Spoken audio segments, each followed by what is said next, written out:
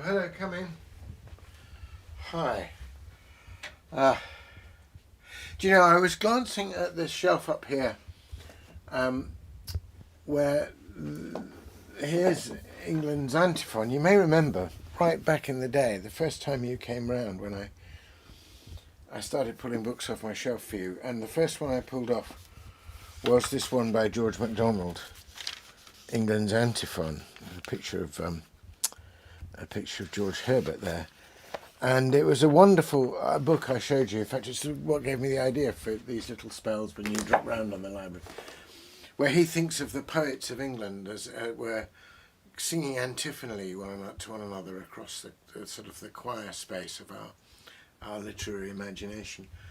And of course, Macdonald was a great literary critic. Actually, next to the England's Antiphons books is this book of unspoken sermons of his. He was a great preacher. So I thought we should talk about Macdonald again.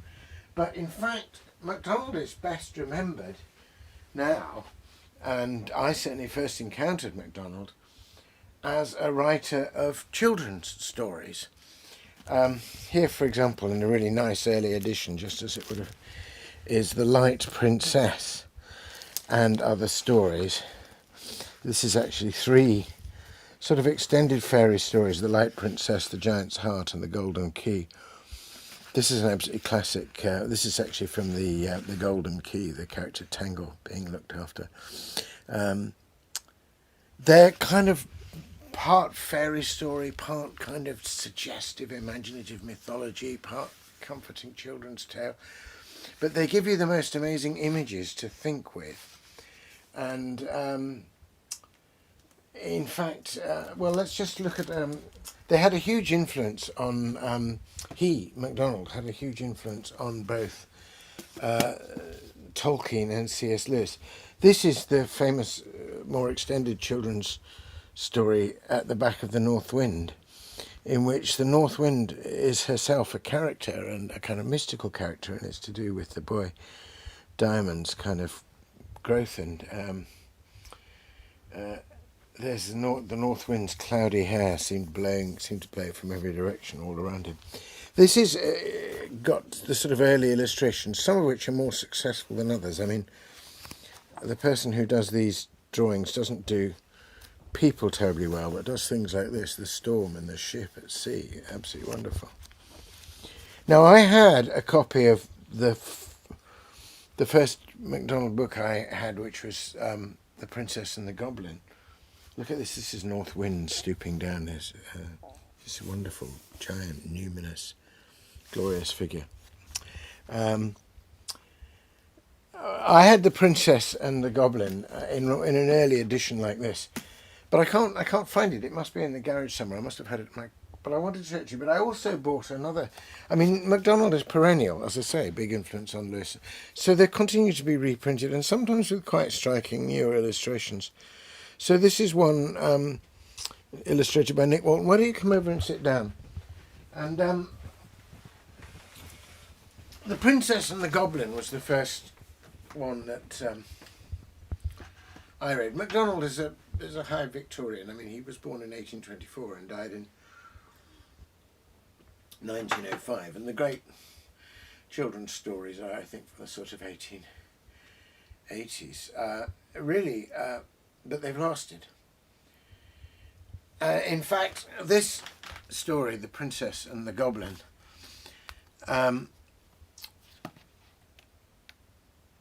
G.K. Chesterton said about reading this book that he thought it was the most lifelike book that he'd ever read, and everybody was very shocked and surprised because it has, goblins and in a mine trying to come in and undermine the cellars of the king's house, and it's got a mysterious great-great-grandmother who is simultaneously ancient and very young and has a spinning wheel and a bath that you can lie in that turns out to be the very stars of heaven and a fire of roses. You'd think, what's life like about, what's realistic about that? But G.K. Chesterton said that as it were, symbolically or allegorically, the story was absolutely true, that we find ourselves, as it were, when we're born, thinking about our own minds and souls and bodies, inhabiting this mysterious house, because the house that the little princess lives in has lots of winding stairs and lots of different rooms, and she can never quite find the same room again. And she knows that somewhere up in the attic is this mysterious, beautiful old lady who's also young and who is full of shining wisdom. And she also knows that mysteriously somewhere down in the cellar there's all kinds of undermining by the goblins going on and danger to the house. And Chesterton says that's exactly the way we are. We're kind of aspiring and being undermined at the same time, and there's more to us and our lives and our souls and our hearts than we know. It's like inheriting a great house. You don't know all this. And that there is light and enlightenment and guidance, and that's to be had from a sort of a divine figure. So one of the brilliant ideas in this book is that she can't always find the mysterious great-grandmother, but whenever she does, there's a blessing of some kind.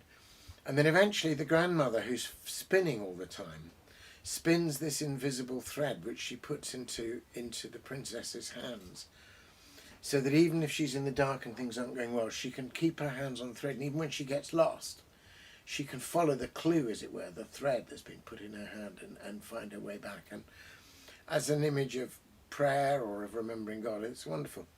But I suppose the most striking thing, considering it's a high Victorian piece, is that the quasi-divine figure is a woman. No, it's not a man. There's a sense of the venerable ancient wisdom of this great grandmother becomes the source of the divine, and that's, I think, very remarkable.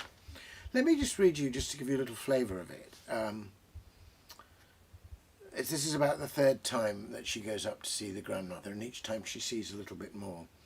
And she's been out in a storm and has come back in and is desperate for comfort.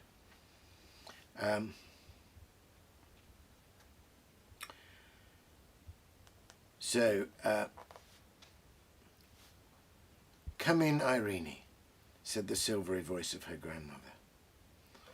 The little girl opens the door, and it's quite dark, but she still goes deeper in. And come in, Irene. From the sound, she understood at once that she was not in the room beside her. Perhaps she was in her bedroom. She turned across the passage, feeling her way to the other door, and her hand fell on the lock. And again the old lady spoke. Shut the other door behind you, Irene. I always close the door of my workroom when I go into my chamber. Irene wanted to hear her voice so plainly through the door. Having shut the other, she opened it and went in. Oh, what a lovely haven to reach through the darkness and fear through which she had come.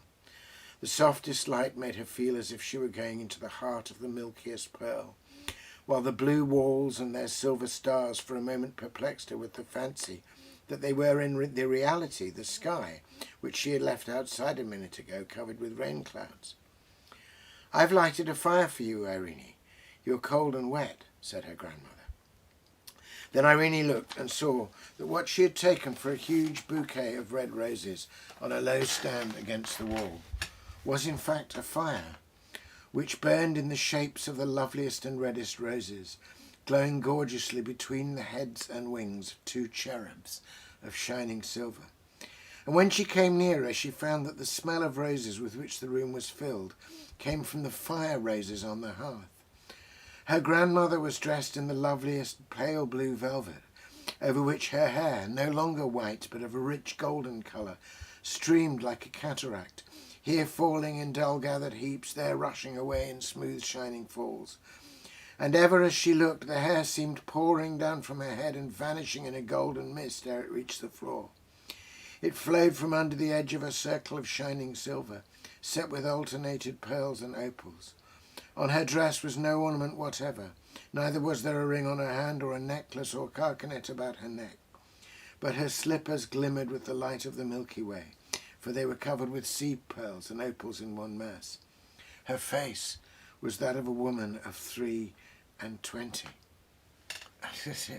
Extraordinary, vivid image of, as it were, the divine glimmering through. But of course the most moving thing, certainly for me, is the fire of roses. And there's a bit where Irene's all or the princess calls her, the great grandmother calls her to embrace her, and Irene says, "But I'll get your beautiful dress all messy because I'm covered in mud." And the grandmother says, "Embrace me anyway." And then she takes one of the roses from the fire and she just wipes it over all the stain and soil, and it's gone.